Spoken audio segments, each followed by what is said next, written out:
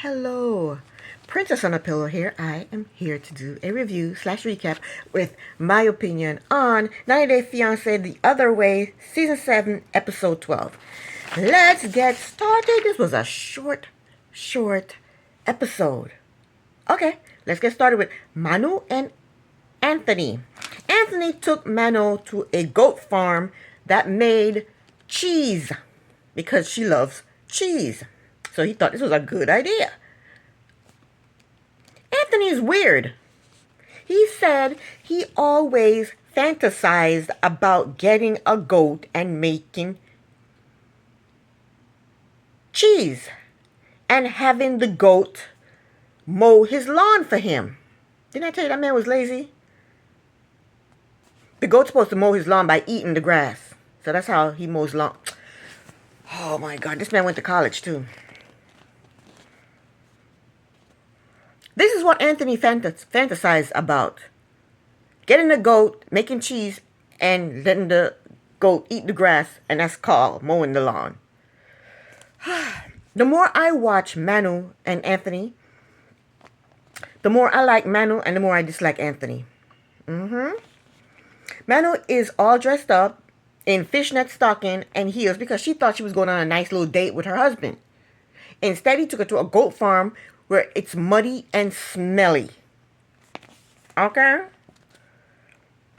Then, when, she's all dressed up in her fishnet and her heels, and then she finds out that she's supposed to be milking goats.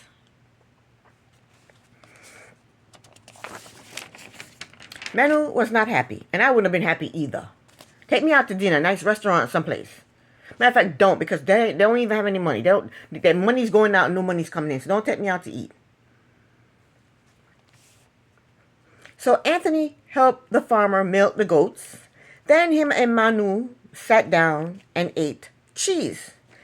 Manu wants to make cheese. No, Anthony wants to make cheese and Manu just wants to eat the cheese. These two are on totally different pages. Anthony told her he wants to make cheese as a hobby. A hobby? Anthony needs to go learn French and go get a job. What are you talking about, a hobby? A hobby don't pay? He's looking for a hobby when he should be supposed to be looking for a job. Manu said her relationship with the baby, Ben, has gotten better, but her relationship with her husband has gotten worse. She said all three of them sleep in that little tiny bedroom in that little tiny bed. She wants to make money and get her own place. But so, she said they're in that little room, in that little bed, and there's no intimacy between them because the baby is there. And I understand Manu. She wants to make money and get her own place. Anthony is content with just living in that one little room on that one little bed for the rest of his life because he's lazy and he's cheap. Next up, we have Chloe and Johnny. So the mother told them if they moved to Boston, she would support them. Johnny said he ain't going nowhere. He told the mother this is his home. Aruba is his home. And then he told her he can provide for Chloe. He told the mother he's going to get partnership papers for Chloe. Partnership papers? Why don't you just marry her? He wants partnership papers. The mother told Johnny to think about her offer because she wants her daughter home in Boston with her. The mother needs to get a life. I don't understand these mothers who cling to their adult kids. Why are you clinging to Chloe? Let Chloe fly. Let her do her thing. You lived your life. Let her live her life.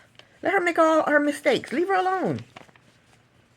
Go get a life. You already have a business. Go get a man. Go get friends. Do something. Stop pining away for your daughter. Let her live her own life. Damn. In her confessional, the mother said Johnny's little paycheck cannot support Chloe's lifestyle. No, it won't be supporting her lifestyle. Not if she wants to fly back to the States every now and then and touch up her roots. Get them roots done. Get them black roots turned back to blonde.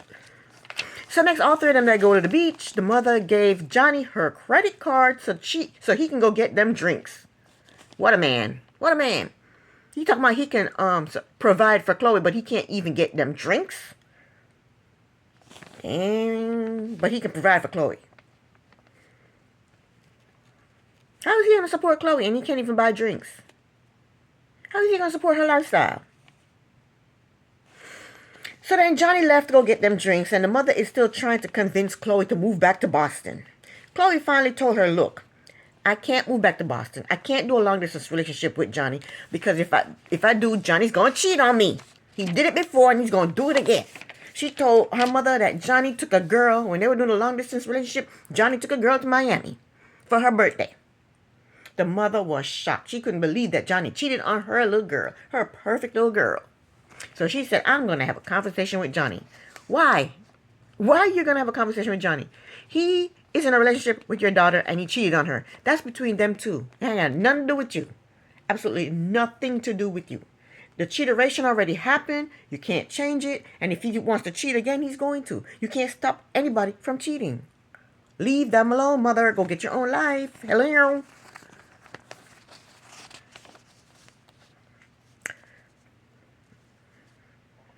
Yeah, that was that.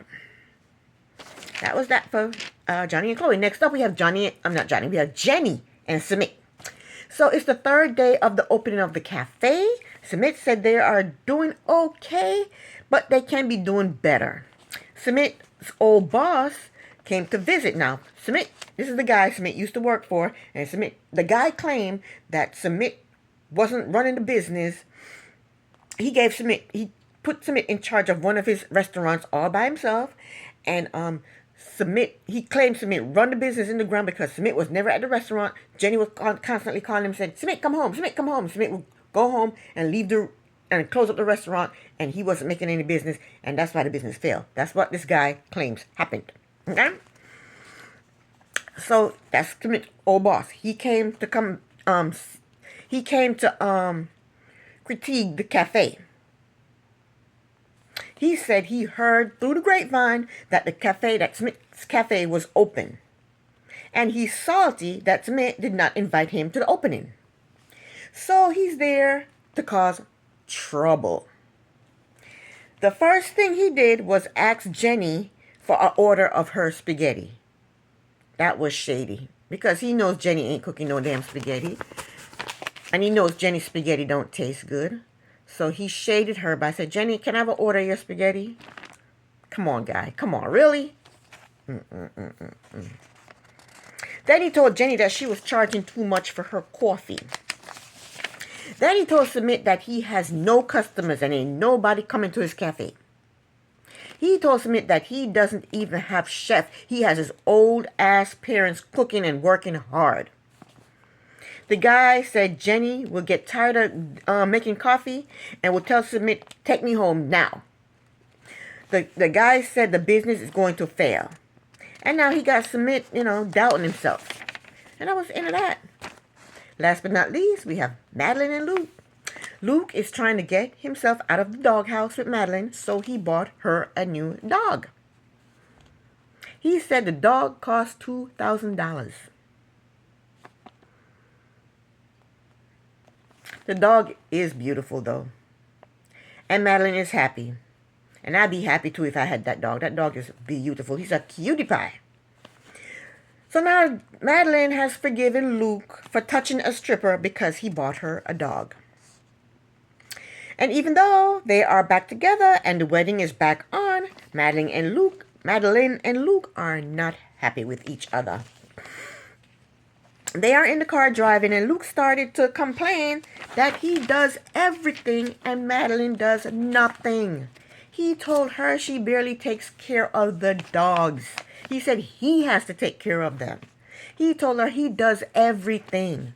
She called him a liar. She told him he leaves his shitty, smelly boxes on the floor. Yuck. Luke, that's disgusting.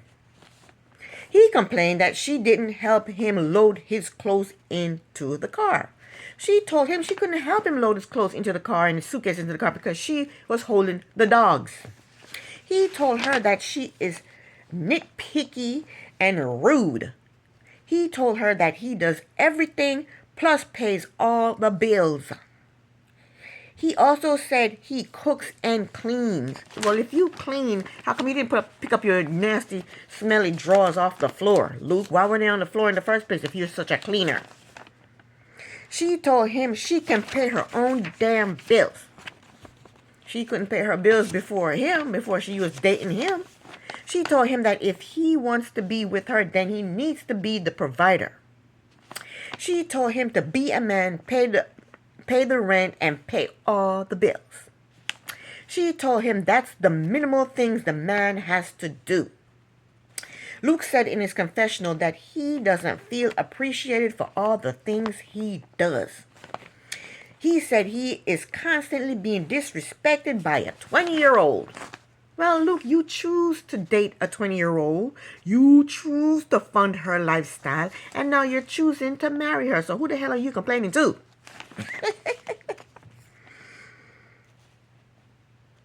He told her he gives her a pretty good life. She told him she already had a pretty good life. No, she didn't. Before she met Luke, she was homeless and jobless. That's why she wants him to put her name on the hotel that he's building, because she wants to bleed him dry. Luke is stupid. I think what he's going to do is put everything in her name, marry her, and then she's going to dump him like a hot potato. I don't think he needs to put any damn thing in her name at all. He told her he's not happy. She told him she's not happy. He told her she is opinionated and dominant. He told her she acts like she's the boss. She said, I am the boss. He said, no, you're not. He told her he put up with her because he loves her. She told him this is how she is, and if you don't like it, get to stepping. You can leave. And that was it. That was the end of the episode. This is the end of my review. Thank you so very much for watching. Princess on a Pillow here. Bye-bye.